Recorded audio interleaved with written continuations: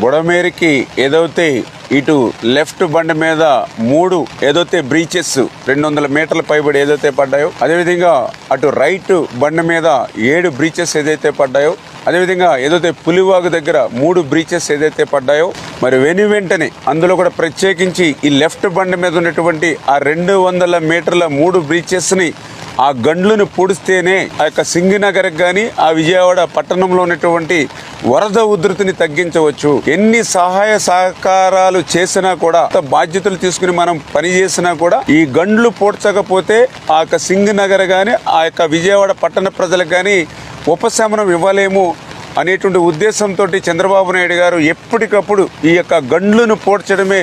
ధ్యేయంగా లక్ష్యంగా మాకు మానిటరింగ్ చేస్తూ,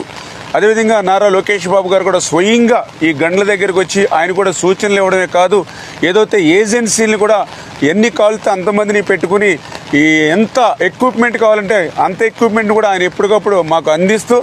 ప్రతి 1 అవర్ కూడా క్లోజ్ మానిటరింగ్ చేస్తూ ఉన్నారు. అందుకే ఈరోజు ఎంత వర్షం వచ్చినా గాలి వచ్చినా కూడా